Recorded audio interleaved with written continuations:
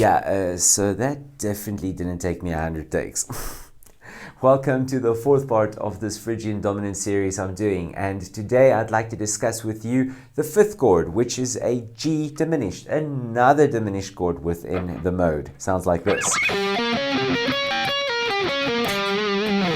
So the most interesting thing to me about this G diminished chord is that when we add the seventh, depending on whether we add the E or the F, we can turn this chord either into a full diminished 7 chord or a half diminished 7 chord. So if we were to use the F as our seventh note, we would sit with something like this. This is G half diminished 7. And if we were to swap the E with the F, it would become G full diminished 7.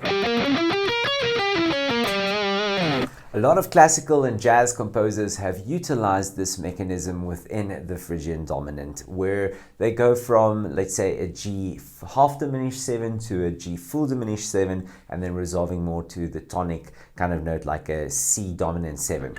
Sounds something like this.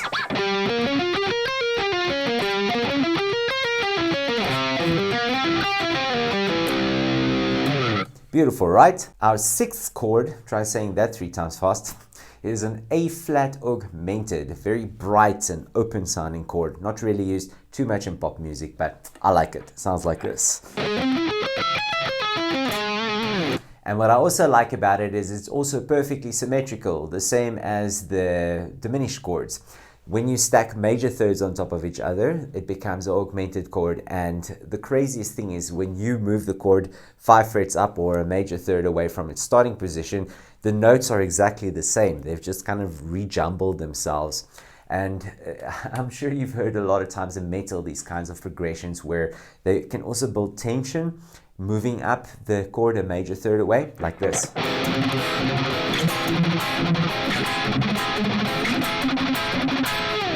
Very intense. When we add the seventh on top of this augmented chord, it becomes an A flat augmented major 7 chord, which is a mouthful. And I like how dreamy it sounds, and it's got like a bit of an interstellar quality to it. Sounds like this.